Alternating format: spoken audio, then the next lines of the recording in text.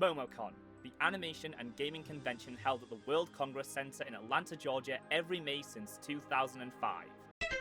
And you know, usually I start these things with a whole spiel about why I started going to Momocon and recapping the previous years I went, but I think we all get the idea by now, so let's skip to the good stuff.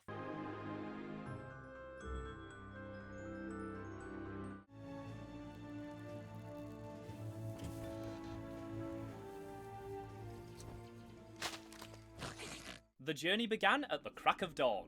Well, close enough. With my bags packed, all my documents printed, and a quick triple check to make sure I hadn't forgotten anything, I was on my way. And at this point, I've accepted that the one constant in life is I will be nervous before a flight no matter how many times I do this. After getting dropped off by my parents, I once more set foot inside of Manchester Airport, checked in, sent my luggage on its merry way, then went through security. I stopped by the same restaurant where me and Dee got breakfast last year, and this place has gotten a lot worse. Look at this! I had to go back to the 2025 footage just to make sure I wasn't misremembering, but no, they severely reduced the portion sizes. Following that, I went to sit down for a bit because I still had over 2 hours to kill. But eventually I got bored and went a wandering, where I decided to pick up some Cadbury's Dairy Milk for my friends. Apparently they do sell it over there, but it's a completely different recipe, so I wanted to get them some true dairy milk. Then I made my usual stop at WH Smith's for some overpriced drinks before sitting down by a departure board so I could head to my gate the moment it was announced. The flight itself was a lot cheaper this time around, likely because I booked it way in advance. I was even able to afford an upgrade to Economy Delight, which was great because, not sure if you can tell, but I am quite a tall person, so the extra legroom was very much appreciated. Because of all this, I also got to board through the priority section, which was very exciting because I've never been a priority before. So I got to the aisle seat and waited to sit down until the person sitting next to me would arrive. Until 15 minutes later when I was told by one of the flight attendants that no one was sat there. So no new friend, but on the upside, I was able to not only procure the window seat, but had the entire row to myself. And after a slight delay caused by a sudden technical issue, we were off into the sky.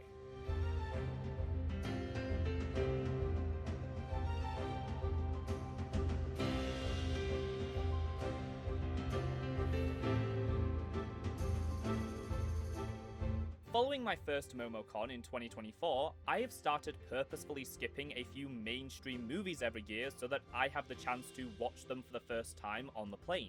I know that sounds bizarre, but let me elaborate. Ever since I was a kid, there has always been something so magical about in-flight movies, as that is the way I first saw many of my favourite films growing up. On a single flight to Florida in 2006, I saw Flushed Away no less than 4 times. And this was right before everyone had their own screens and could choose what they wanted to watch individually, back when only a few monitors would drop down from the ceiling which would all play the same in-flight movie. So whenever I wanted to see it again, my mother would have to take me to the front of the plane so I could ask the cabin crew if they could play it one more time. It definitely annoyed someone on that flight, but that is a core memory for me. Point is, I love watching new movies on planes. Even if some of the magic is gone since you don't really get films that are still in theatres anymore. It's mainly the big releases from last year. However, this time, it was rather slim pickings as I'd seen pretty much all the ones that appealed to me. I could have watched Wicked for good again, but I didn't want to start sobbing in front of everyone, so I refrained. In the end, I decided to re-watch the new SpongeBob movie, The Search for SquarePants, because who knows, maybe I'd enjoy it more 35,000 feet in the air. There is still a lot I love about this movie. How it focuses on the relationship between SpongeBob and Mr. Krabs, the design of the underworld in general, the writing is pretty charming and the characters all feel like themselves. But too many things hold it back from being as good as the others. It's lacking a lot of that extra polish you typically find in a SpongeBob movie. Besides a few exceptions, the cinematography doesn't have a lot of ambition, and the entire third act just doesn't do it for me. I still like Sponge on the Run better, and I don't care what anyone has to say about it. I also gave Zootopia 2 a rewatch, and yeah, it's still phenomenal. The remainder of the flight was spent listening to my music and starting to make notes for this very video, because I essentially try and write the scripts for these recaps in real time so I don't forget any important details. A few hours in, we were served our in-flight meal. Typically, I don't end up eating most of what they give me, which is why I always come prepared with plenty of my own refreshments. However, this one was actually pretty alright. I opted for the pasta because it's one of my safe foods and was actually able to finish the entire thing. Then for dessert, they gave us this pot containing chocolate and caramel. I'm not usually a fan of caramel, but this was quite nice. And then I had an absolutely genius idea that made it 100 times better. By this point, I was getting pretty restless, because I had to stop using my phone since that was the only way to get it to charge using the plane's shoddy outlets. Thus, for the very first time, I ended up checking out the music section of the in-flight entertainment. And if the people on this flight didn't already know what I was before, they certainly did now.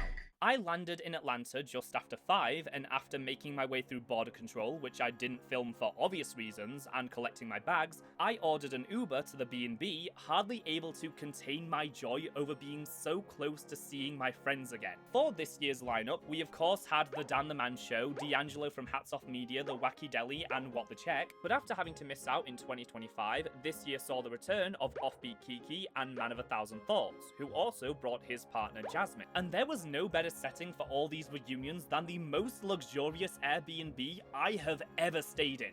Granted, I've only stayed in 3 others, but the point stands. Unfortunately, we were not joined by either Chilik Zion or Toonrific Tariq this year. Chill wasn't able to make it out, and while Tariq was at the con, he was a featured guest, meaning he had his own accommodations. Guy gets his outstanding indie pilot fully funded on Kickstarter in less than 3 days and suddenly thinks he's too good for us. As for the house itself, we definitely made up for what happened last year because this place had everything. A movie theater room, a designated gaming area located inside the crawl space, a fully furnished backyard complete with a fire pit and a hot tub. We weren't even sure how much time we were actually going to be spending at the convention because this place was paradise. And the best part, the beds were all put together properly and were not falling apart. I never thought that would be something I would have such concern over, but last year gave me significant trust issues. From the moment we booked this place, I had my heart set on one room in particular, because I mean, come on. Though I failed to properly study the floor plan the host had put together using The Sims, and didn't realise that not only was this room practically in the foyer, but it only had sliding doors, meaning it was the one bedroom in the entire house that didn't lock. With how well we got on last time, Dan asked if I wanted to room with him again, and of course, I accepted. Though it was only after we had already started unpacking that it fully dawned on me that this was a children's bedroom, as the bookshelf had titles like Mother Goose and Diary of a Wimpy Kid, and not even one of the good ones. This also meant the beds were horizontally challenged, and I had to get creative to ensure my feet weren't dangling off the end every night.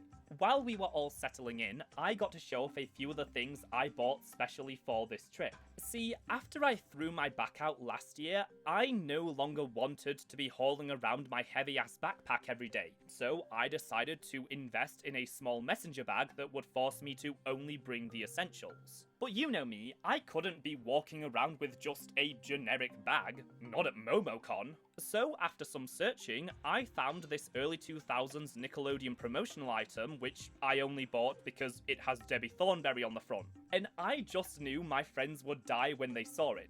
Mainly Keeks, who is the world's biggest Danny Phantom fan. What is that? Oh my god!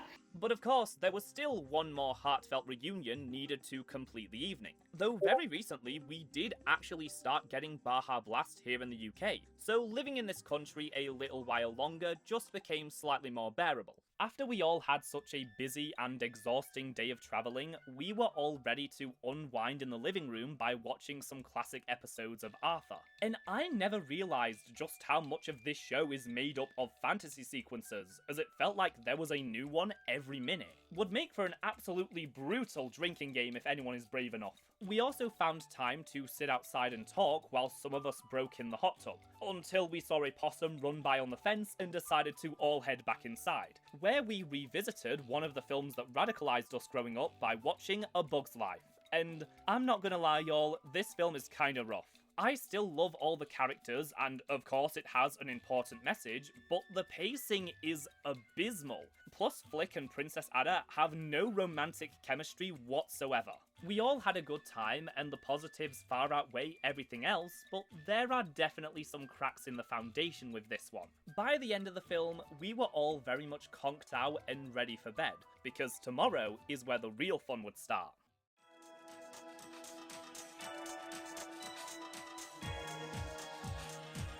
Wednesday was set aside for various group activities we wanted to do in the city, beginning with the Centre for Puppetry Arts. Yes, again. This time with special guest Andrew from BH Ultra. It was so great seeing him again after we only got to hang out briefly in 2024 when we went to go see the Garfield movie. But this year he was staying for the entire convention, so we'd get to spend a lot more time together. Oh hey! Hello! He also brought a camera so he could film everything, which definitely took a lot of the pressure off me to be constantly capturing footage. And he has graciously allowed me to use everything he has taken in this video. So every time you see this image on screen, that is an Andrew clip. It's pretty ominous, actually. It's way too zoomed in. Despite us leaving later than everyone else, who all went in Man's car, me and Dan ended up getting there first, as everyone else took a wrong turn and got stuck in traffic. So the three of us decided to look around the gift shop, and maybe it's just me, but the selection seems to get more sparse every year. The new stuff they had wasn't all that interesting. Well, if we're not counting these incredibly cursed looking figures. Andrew ended up buying this cat hand puppet that was made out of rubber because those kinds of toys are actually a big fixation of his. While I picked up this kid robot plush of Gonzo that is a window clinger because he looked kind of cute, there were only 2 of him left, and I didn't have a plush of him in his Daredevil outfit yet. Aside from that, we were mostly just goofing off in the store, and I really hope we weren't being too annoying to the worker. Soon everyone else arrived as we all headed in. Like last year, there were a few in the group who had never been before, and I couldn't help myself but info dump about every minor detail, as I essentially walked them through Jim Henson's entire career. But once again, they all listened to everything I had to say, never once telling me to calm down or that I was being too much. They kept saying I should just move to Atlanta because I could very easily get a job there. While it was pretty much the same, there was some new additions for me to geek over, like this puppet of Jen from the Dark Crystal and Digit from the Jim Henson Hour. The World Collection was also a joy as always. They had some new stuff like Slimer, and Keeks was almost moved to tears when they saw Salem from Sabrina the Teenage Witch, who was added last year. Unfortunately, at the time we were visiting, there was no special exhibition, as they were still in the process of getting their summer one ready. Recently, the centre had acquired a statue of Kermit dressed as Charlie Chaplin, which once stood atop the entrance to the historic studio that until recently had been the main headquarters for the Jim Henson Company. I was ecstatic when I learned that not only was this piece of history being preserved, but that it was being preserved somewhere I could actually go see it. But at the time, it was still being restored and hadn't been fully installed yet. At least it gives me a reason to come back again next year. The next stop on our designated tourism day was Putt Shack to partake in some mini golf with everyone. We were worried about running late because the website said it would cancel our reservation if we didn't show up 15 minutes after our start time, but when I called ahead they told us just to get there when we can and everything would be fine. This was actually my idea, because fun fact about me, I absolutely love mini golf. However, I haven't really been able to play it a lot in recent years due to, unfortunate circumstances. And when I told this to the group chat and asked if anyone would be down for potentially playing a few rounds, they said of course it would be one of the main things on the agenda now that they knew how important it was to me. So we grabbed our putters and made our way to the first course, where I proceeded to get anything other than first place. Hey, I said it was one of my favourite things to do. I didn't say I was good at it. Oh! That was The courses were all engaging as every single hole had its own gimmick, whether it be moving pieces or bonus points for hitting certain objects.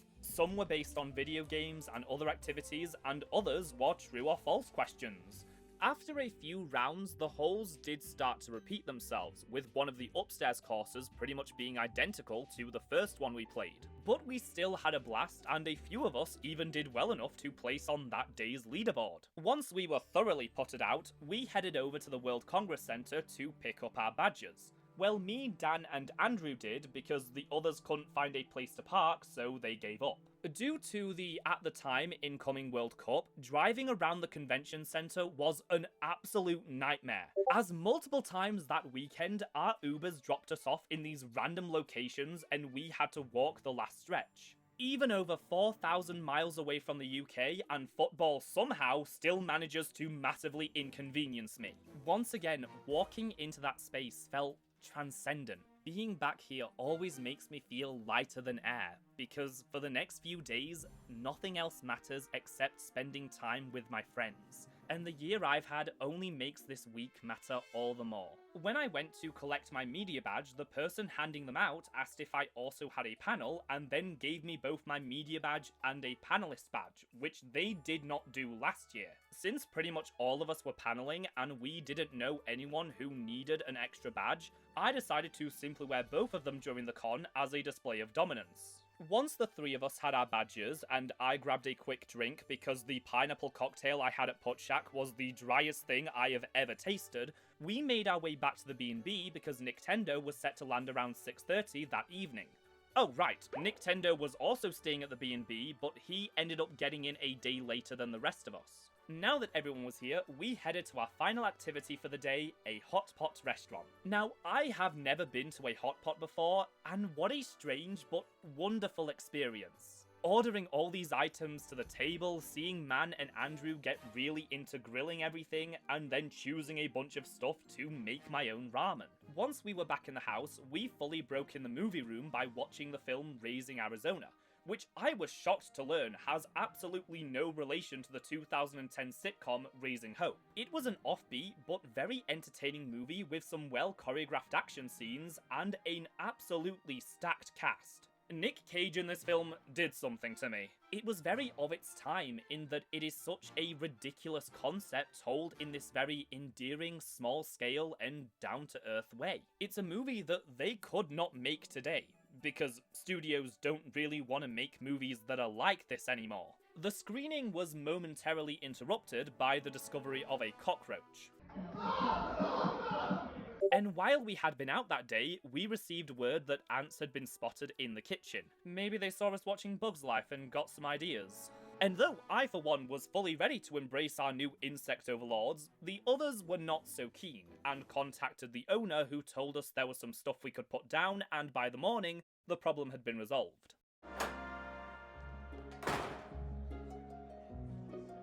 Good God! Who's manning the internet? Nothing beats the first day of a new Momocon. Upon waking, I decided to try some cinnamon and raisin toast, which was a lot better than I was expecting. Then once everyone was up and we had congregated in the living room, D'Angelo decided to make bacon and eggs, which were divine. And while we were enjoying our nice communal breakfast, we decided to stick on some Shaolin Showdown, a series I have not seen in years, and I had completely forgotten how pretty it looks. One of the episodes we watched contained a flashback done in this very sketchy style, which was gorgeous. We also stuck on a few episodes of Close Enough because this show is too good to forget, despite how much HBO Max wants us to. Once we had all freshened up, we were on our way to the con. Since only me, Dan and Andrew were able to get our badges the previous day, we had to go in a little early so everyone else could collect theirs. Once we got inside and regrouped, we all headed over to room 403 for our first panel, The Best Current Gen Cartoons You Haven't Seen, hosted by our friend Toon for Thought, in which he discussed cartoons from every major cable network and streaming service that came and went without any fanfare, including some even we'd never heard of, like the gorgeously animated Doodle Girl or the wholesome yet somber Wolf Boy and the Everything Factory. It was a lot of fun and great to not only support our friend, but see him being incredibly successful, especially after his recent video on Nickelodeon's The Wild Pack did incredibly well. We had a lot of time before our next panel, so we decided to head down and check out this year's Artist Alley. Yes, I finally learned from my mistake and did Artist Alley on day one instead of leaving it until the last minute. Regal Cinemas not only had a booth, but an entire experience to promote the Masters of the Universe movie. You could walk through Castle Grayskull and see some of the props used in the movie, along with some photo opportunities. For the honor of Grayskull! Over at Mario's Comics, where I picked up an issue of SpongeBob in 2024, I found issue 1 and 3 of the 1984 Muppets Take Manhattan tie-in comics, so of course I had to get them. And at $26 for both of them, it was a pretty good price. Now I just need to find the second issue. Oh, and Andrew squared off against a broom that came up to us out of nowhere. I love this place. At this point, Dan and Andrew wanted to check out the car show, mainly because Andrew wanted a photo with the Steven Universe fan since he was cosplaying as Greg that day. And somehow, I have been at this table 2 times before and never once registered that they sell actual cookie cats for $10, which me and Dan were very happy to partake in. 2, 1.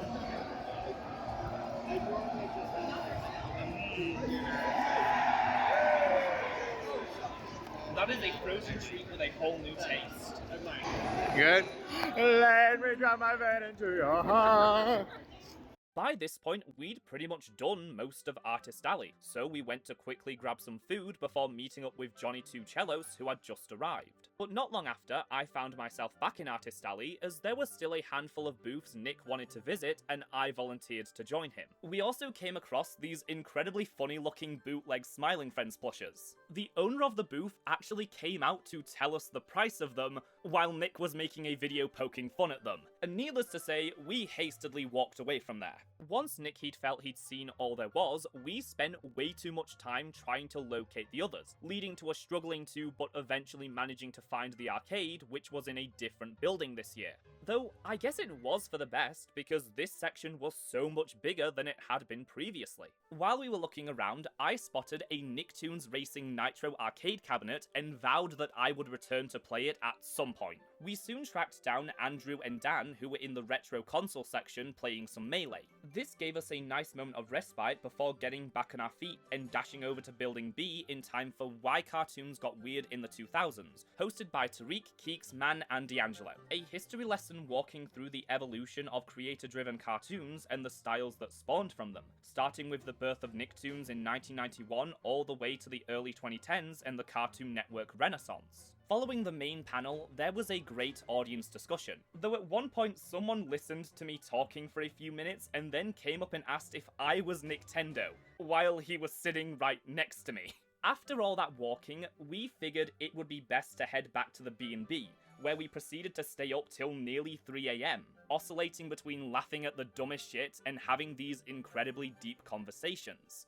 What more could you ask for on day one? Yes? The robot standing on the small child over there? Oh, yeah. When are you gonna make a second Simpsons movie? No!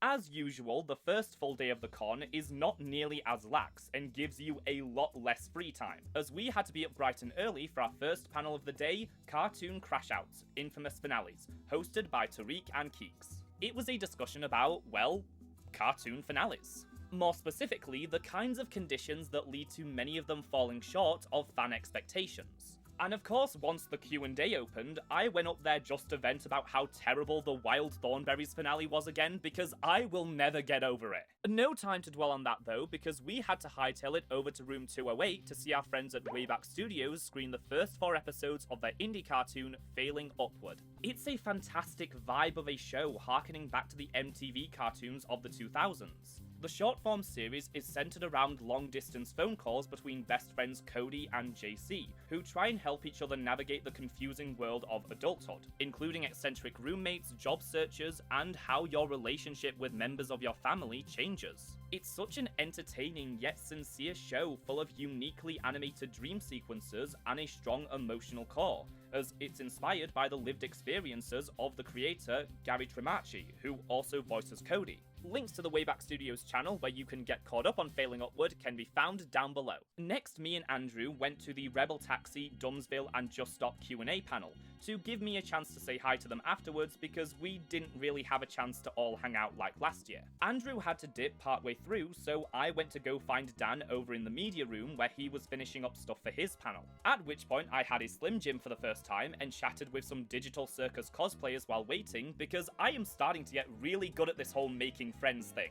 While we were setting up for Dan's panel, which I was going to be recording again, Nick walked up and introduced us to Pat Mac, known for making retrospectives on merchandise, mainly Nintendo and Sega plush sets. I'd been a fan of his ever since 2017 when I saw his video on the Sonic the Hedgehog ice cream bar, so meeting him in person was a real treat. As for Dan's panel, which this year was called Why Cartoon Ships Make No Sense, it was just as funny and chaotic as you'd expect. Though I won't spoil it for you, seeing as Dan has uploaded it in all its glory to his channel. The plan after was to go to this burger place called Ted's, but the wait was way too long since we only had 2 hours before our next panel. So instead we found this little hole-in-the-wall restaurant called The Food Shop and managed to order right before they closed. Though we had to eat quickly to make it back in time for our 8:30 panel, Cartoons That Curse Live, a reunion of the adult animation podcast hosted by Johnny and Tariq, where they discussed episodes from the recent revivals of King of the Hill and Futurama. It was a great panel, but it was in the Thomas Murphy Ballroom, which is where I did my Wallace and Gromit panel last year. However, the thing about the Thomas Murphy Ballroom is they split it in two, putting up a divider so they can have multiple events taking place there at once. And unfortunately, the other event scheduled at that exact same time was a K-pop dance party, meaning there were several points where we couldn't even hear what either of them were saying. But after such a jam-packed Friday, we were all ready to head back to the B&B for some much-needed R&R. This included a short bout of karaoke, watching one of my favourite early episodes of Crazy Ex-Girlfriend, and chilling for about an hour or so in the hot tub. D'Angelo also cooked for the house again, as he made this honey barbecue chicken with rice and broccoli, which was a stunning way to close out such an exciting day.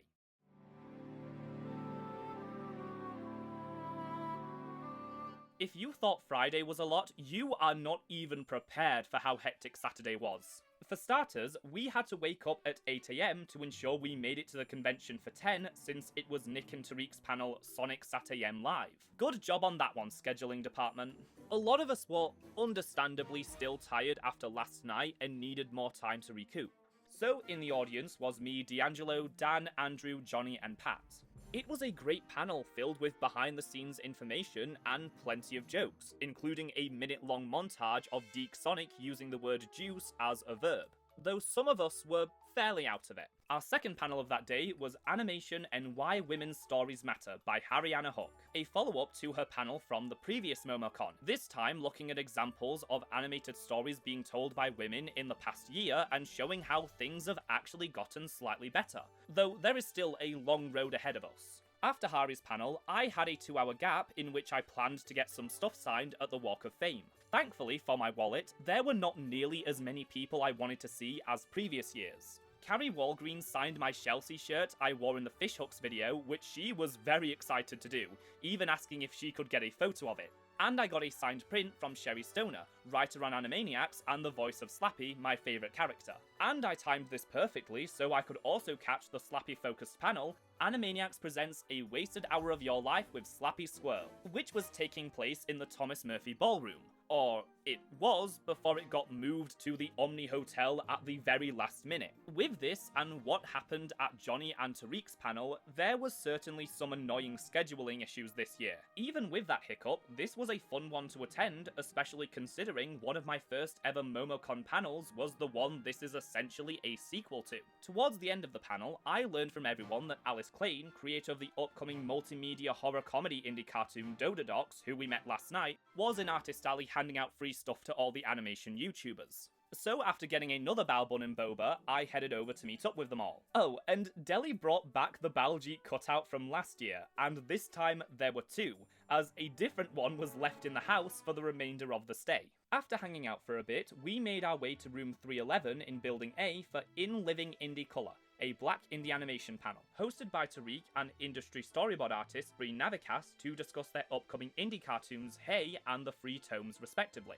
Both shows are stellar works providing creative voices that have been historically underrepresented or flat out silenced within the animation scene. But with Bree being from the industry, there was also significant talk about how while indie is becoming a powerful tool, it is not yet sustainable, especially not for creators who have families to take care of. Even the biggest indie projects do not provide the wages or benefits of the mainstream studios. But for more on that, you can check out the full panel, as well as the pilot for the 3 tomes, as they are currently hard at work on episode 2, which was fully funded on Kickstarter.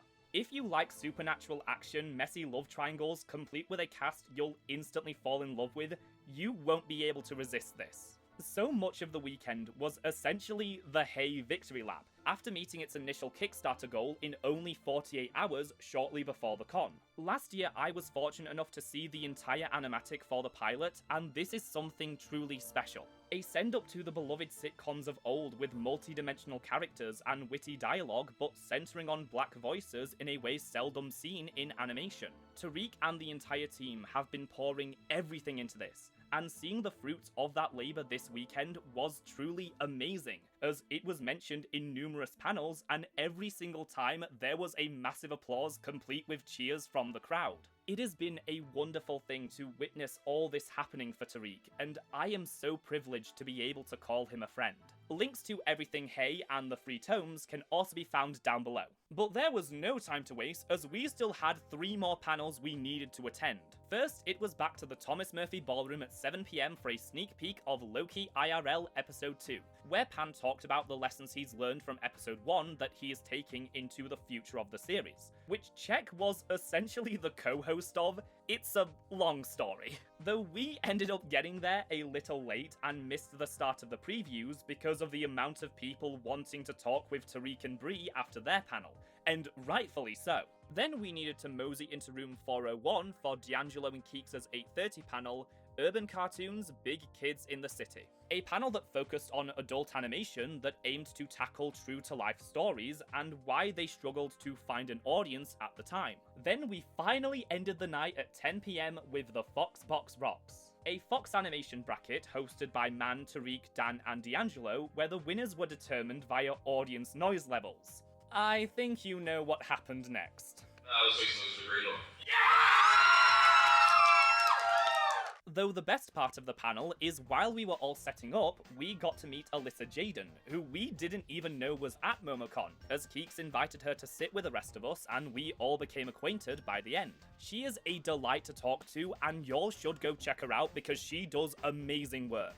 I am currently addicted to her Daria videos. The bracket itself was full of so many upsets, with The Simpsons getting booted out during the first round, losing to Futurama, which should have been the moment we realised how unpredictable that night was going to be. While my display of enthusiasm kept the Great North in for round 1, and I could have very easily tipped the scales in its favour for longer, with Keeks even suggesting I'd go up on stage and yell into the mic, I decided to play fair afterwards, so of course the Great North went out in round 2, but I was merely happy I was able to get it that far. Though I only cheated a little during the first round. Others took it much further, as for a while it seemed like we were experiencing a Duncanville sweep, even beating out Family Guy. Though eventually it did fall to none other than American Dad. King of the Hill lost to Bob's Burgers during the penultimate round, which did honestly surprise me, even though I do like Bob's more. From the moment I got in the room, I was assuming it was all going to come down to a fight between King of the Hill and American Dad, but evidently not. In the end, Bob's Burgers ended up coming out on top, an outcome I was fairly happy with. Can't say the same for Tariq and Dan, who remained sore about it for the rest of the trip. In 2025, my panel was one of the first of the convention, so this year they had me be one of the closing ones, as we all got ready and headed to room 401, where I would be hosting When Cartoons Call Out Their Audience. A discussion on how the relationship between fan and creator was altered by the rise in social media, by looking at several episodes of cartoons that either explore the idea of fandom or directly respond to their own audience. It was a wonderful way to close out the con. We nearly filled all the seats in the room and everyone seemed to be really enjoying it. A link to the full recorded panel and any of the others I've mentioned in this video that are readily available can be found down below. With our panels done, we decided to quickly head to the arcade one final time. Andrew wanted to check out this playtest cabinet for the soon-to-be released Avatar fighting game, as I proceeded to watch him get his ass whooped by people who'd clearly been playing all weekend. But before heading up the escalators one final time, I had some unfinished business. It was quite surreal to actually be playing this cabinet after hearing about it for a long time. And it was a lot of fun, despite it being a very janky arcade racer with ridiculous rubber banding. I played as Jimmy, Timmy, and SpongeBob, who was by far the most annoying to control as he had the worst handling. As for the stages I played, my favourite was Retroland, since it clearly had the most love put into it, with references to the movie like the Yugo-Patanian ships and the pants from the first episode acting as hazards. In my first race, which Dan was recording, I was able to squeeze out a first place victory. But the other two, which I had to record while playing the game with one hand, I only got 4th and 3rd place.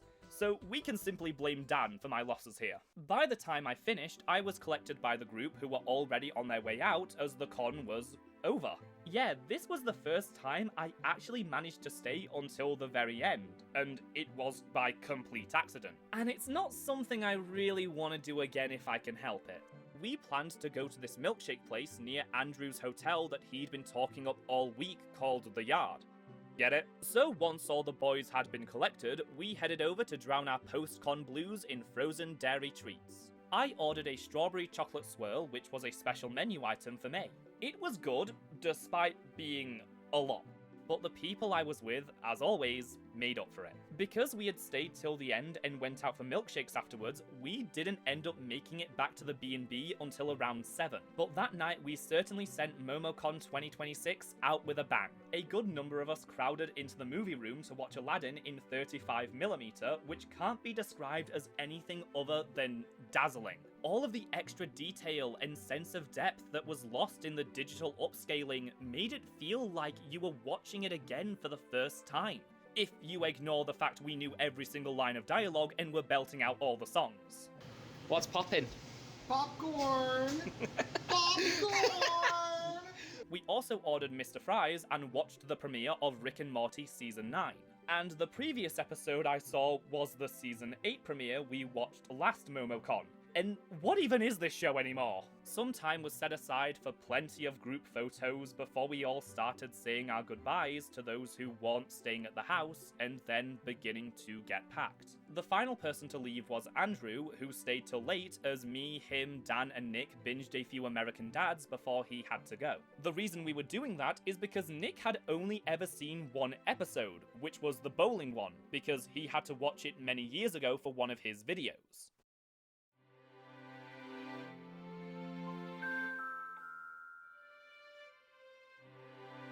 While we were pretty much all packed, we were able to arrange a slightly later checkout to ensure we weren't rushing and had at least a little time to chill before we had to vacate the premises. I think we were definitely feeling the loss of the extra day we had last time. Deli had actually left the previous night due to taking the train, but left behind one of the Baljeet cutouts for Tariq to have. However, he forgot to take it with him, so Man and D'Angelo had to load it up into the car so they could drop it off at his place on the drive back. Eventually, everyone got into their Uber or climbed into their car and set off, soon leaving only me sat on the front porch. But my flight wasn't until later that evening, and I still had one more escapade up my sleeve before heading to the airport, going to a Five Below. I know that doesn't sound exciting, but hear me out. The past few months, I have been seeing that Five Below has been getting a lot of cartoon merchandise that I wanted to try getting my hands on. Mainly the Bob's Burgers stuff because we don't have anything in the UK. And I was overjoyed to find most of what I was looking for, including 4 out of 5 of the Culture Fly vinyl figures. Only one they didn't have was Bob, but hopefully I can track him down somehow. They also had these blind box figurines, which were the main thing I wanted. But since this is likely my only chance to get these, I needed to ensure I got as close to, if not the full set. And I planned ahead for this, as I actually brought my weighing scales with me to give me the best shot at not getting any doubles. A strategy I recently used on the amazing Digital Circus and Funko SpongeBob blind boxes to great success. So let's see if lightning can strike a third time.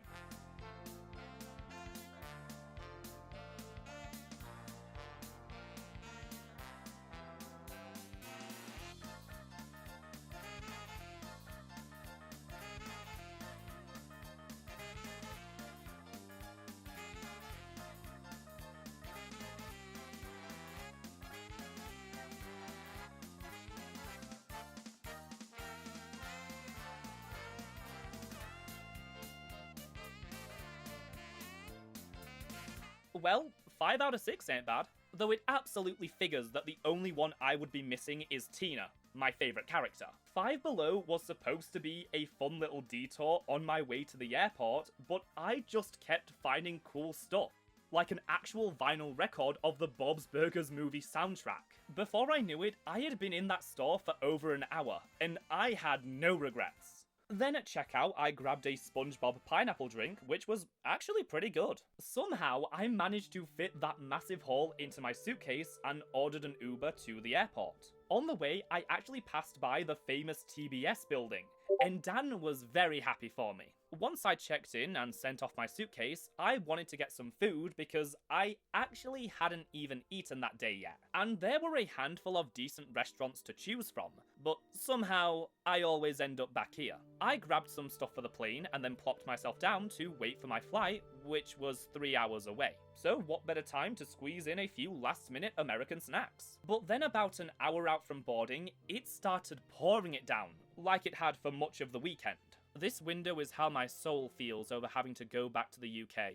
This was the biggest Momocon yet. It was all the best parts of 2024 and 2025 mixed together with a whole lot of new stuff. But once again, it was my friends who made it truly special. Whether it was spending more time with those I see every year, getting to better know some people I've previously only had brief interactions with, or forming entirely new connections. You'll find links down below to every person featured or mentioned in this video. Also, a few that I didn't manage to bring up because this is long enough already. And as I once again took off into the clouds, concluding my third Momocon adventure, I took solace in knowing this is no longer a fun novelty. This is just something I do now. And no matter what happens during the rest of the year, I know that every May I get to fly over here and spend a few days with some of my favourite people. And that makes everything else entirely worth it. Another year, another Momocon.